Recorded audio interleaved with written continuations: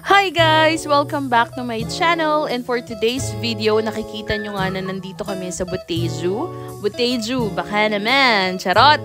Pero ito nga, kakatapos lang naming umattend ng prayer and fasting sa church at ngayon ay nagugutom na ang mga people. It's because nag-fasting kami na Ditche and it's already 12 PM. At nakikita nyo nga na umu-order na siya dito kasi talagang gutom na siya, kaya pinangunahan niya na ako sa mga order. Charot! Super favorite namin dito sa Boteju yung wakame nila kasi sobrang refreshing ng lasa. At kahit saang lugar, syempre hindi ko kakalimutan magpalagay ng anti-fungal.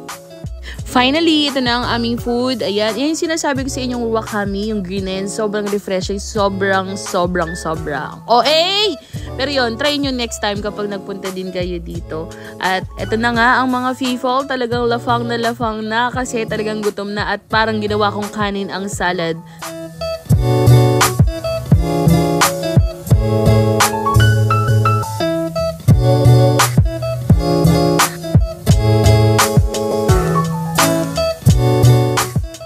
Sa totoo niyan, ito talaga yung purpose kung bakit nagpasama si Ditche na pumunta dito sa Robinson. Kasi kailangan niya ng maleta.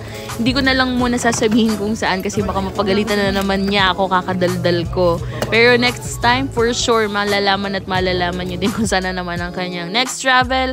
At hindi nga siya makapag-decide kung anong kulay ang kanyang pipiliin, kaya tinutulungan ko siya. Pero yan, nakikita niyo na hinahawakan niya kasi iyan talaga yung mapipili niya. At ginawa na nga niya akong julalay kasi ang usapan, ako na ang maglalagay nito sa parking. So, nandito na nga ako sa sasakyan at hinihintay ko lang si Ditche kasi bumili siya ng kape. Naka-hazard lang ako. At hindi ko siya makita kung nasaan siya. Siguro nag-intay pa siya ng order. Ayan na siya. Madam! Ay! Popping boba. Popping boba. Tapos, ano sabi niya? Walang straw? There is. Nandito na ako sa bahay at tinatamad akong bumaba kasi sobrang init. Ay, at nakasuhol ako kay Earth. Thank you so much, Earth. Wait lang. Bababa na ako.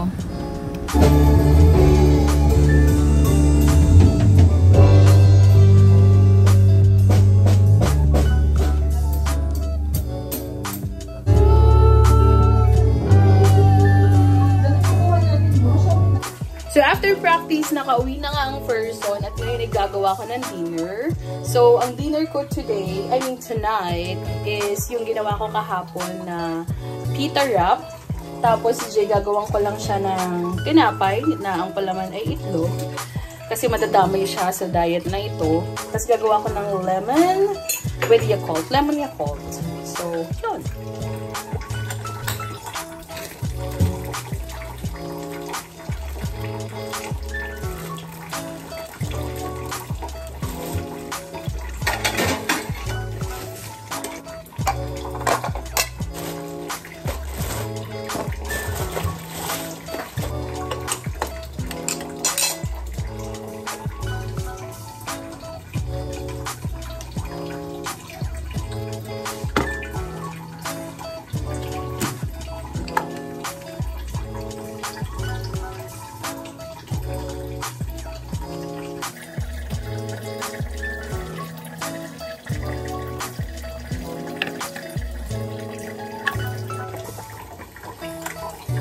Okay, so looks like this one is mainit na because this one is frozen. Just want to make sure na mainit siya at hindi siya malamig. So, I want some.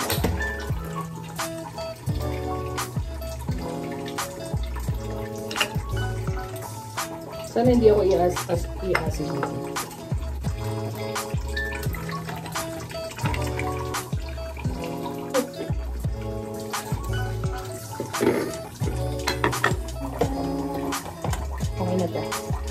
Okay na to.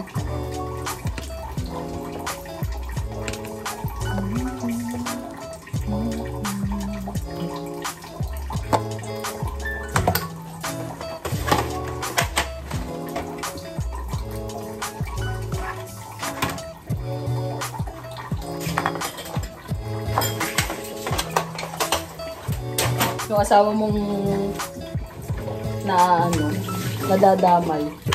Ito pala sinama ko na.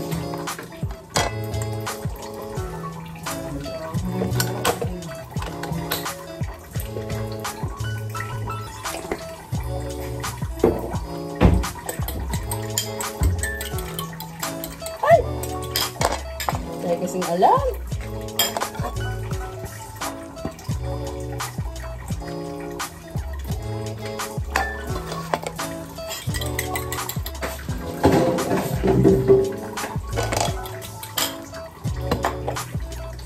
Ooh, I love it.